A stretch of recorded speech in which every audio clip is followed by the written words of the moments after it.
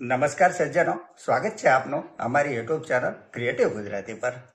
તો દોસ્તો, તારીખ 21 એપ્રિલ 2026 નિફ્ટી ઇન્ડેક્સ જ્યારે 24,600 આજુબાજુ પહોંચ્યો ને, ત્યારે મેં મારા ગણિત પ્રમાણે જેમાં મને પ્રોફિટ થતો હતો ને તેમાં પ્રોફિટ બુક કરીને ₹13 લિક્વિડિટી એપમાં ટ્રાન્સફર કરી દીધા મેં.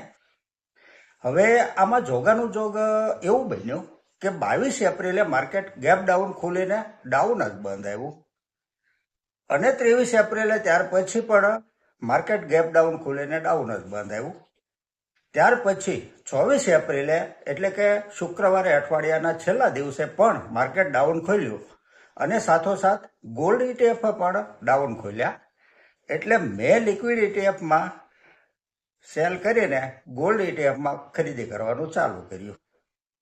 પછી તો સિલ્વર ETFમાં પણ ખરીદીને તક મળી મને, જે મેં લીધી પણ ખરી. અને જેમ જેમ સમય પસાર થતો ગયો તેમ તેમ ધીરે ધીરે ગોલ્ડ ETFમાં થોડો સુધારો આવ્યો, જે ઉપર ગયા.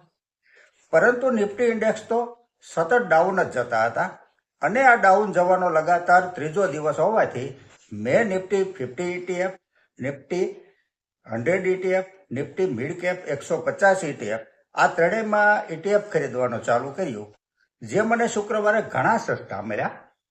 જોકે મેં મારા લિક્વિડ ETFમાંથી ટોટલ 15% જેટલી જ મૂડીનો આ રીતે ઉપયોગ કર્યો છે. હવે જોઈએ આપણે કે આવતા વીકમાં બચેલી મૂડી માટે ખરીદીની તક આપે છે કે કેમ માર્કેટ.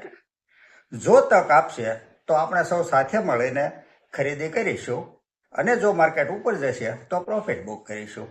જો માર્કેટ ફ્લેટ રહેશે તો આપણે એન્જોય કરીશું. આ મેં આપની સાથે શેર કરી છે મારી રણનીતિની વાત. આશા રાખું છું કે આપને પણ પસંદ આવી છે. નમસ્કાર.